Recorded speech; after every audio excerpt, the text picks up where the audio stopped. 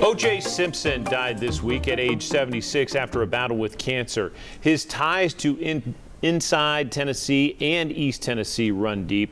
We'll get to that in a second, but first, here is 10 News anchor Brittany Bailey with a recap of his influence on the legal culture and pop culture.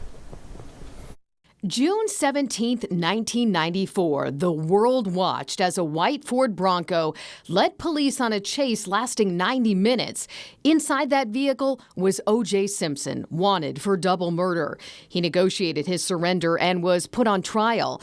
Beginning January 24, 1995, eyes were glued to TV screens as the trial played out on television. On October 3rd, the verdict was set to drop.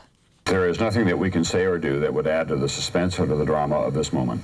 Across Knoxville, people in restaurants, stores, and even schools waited with bated breath for that decision. All right, Mr. Simpson, would you please stand and face the jury? We, the jury, in the above entitled action, find the defendant, Orenthal James Simpson, not guilty of the crime of Reactions murder. ranged from delight to disbelief.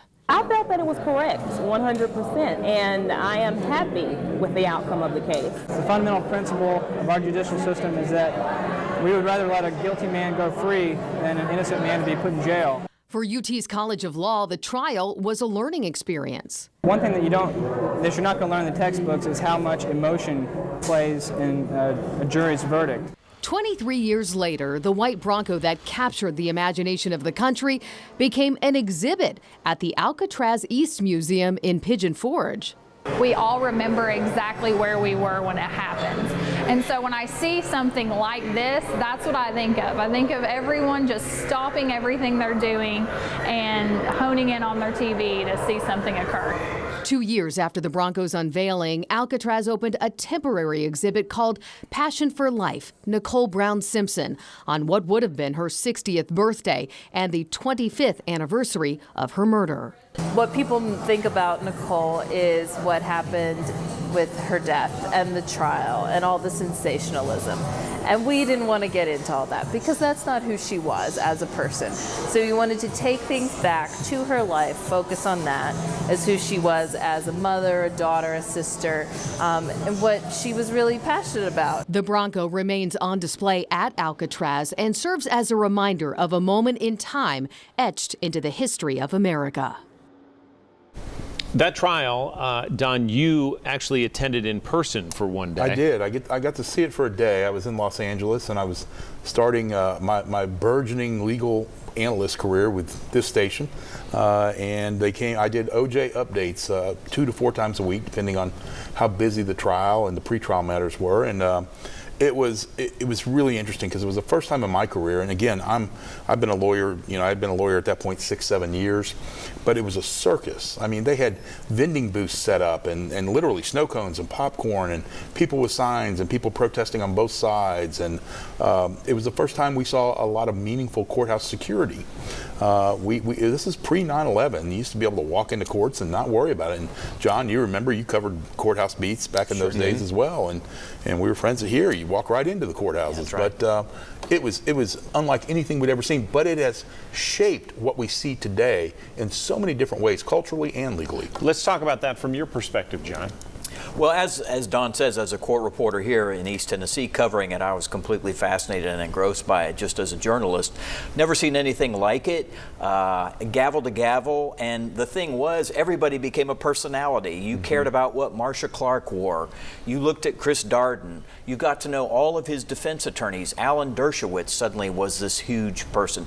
The Innocence Project. Yeah, Barry Scheck, who's become a friend of mine, and I mean, it really he was on the map for those of us in the industry, lawyers, but it really put him on the map and put DNA science. That's right. And as you said, the Innocence Project out front, and people said, wow, there's something to this. And from a television perspective, it captivated audiences. CNN saw huge ratings from this, and then we saw television changed in the way it covered events like this going forward. I think it sort of launched a mini industry of launched court networks. coverage. Yes, yeah. I mean, Court TV. Court TV, then True TV, and now we have this plethora of either streaming or cable or whatever method you take your television from, they're still out there where there are people that sit at home and they watch these things all day, and they really do get versed in the system.